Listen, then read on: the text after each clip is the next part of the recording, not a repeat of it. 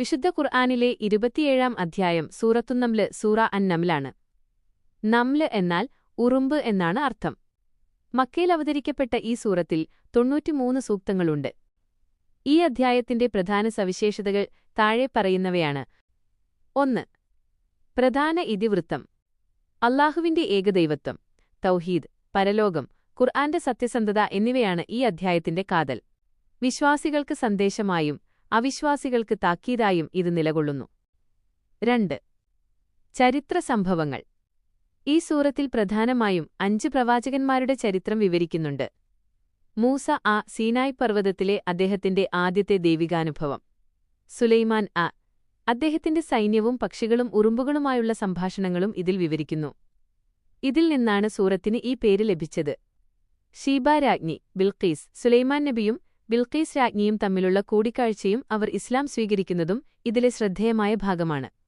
സ്വാലിഹ് സുമൂദ് ഗോത്രത്തെക്കുറിച്ചും അവർക്ക് വന്ന നാശത്തെക്കുറിച്ചും പറയുന്നു. ലൂത്ത് അദ്ദേഹത്തിന്റെ ജനതയുടെ ലംഘനങ്ങളെയും ശിക്ഷയെയും കുറിച്ച് വിവരിക്കുന്നു. 3. ഒരു പ്രത്യേകത. ഖുർആനിൽ എല്ലാ സൂറത്തുകളുടെയും തുടക്കത്തിൽ ബിസ്മിയുണ്ടെങ്കിലും ഈ സൂറത്തിന്റെ ഇടയിൽ 30-ാം സൂക്തത്തിൽ ഒരിക്കൽ കൂടി ബിസ്മി വരുന്നുണ്ട്.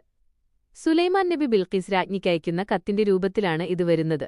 ഇത് സുലൈമാന്റെ പക്കൽ നിന്നുള്ളതാണ്. തീർച്ചയായും ഇത് പരമകാരുണികനും കരുണാനിധിയുമായ അല്ലാഹുവിന്റെ നാമത്തിലാണ്.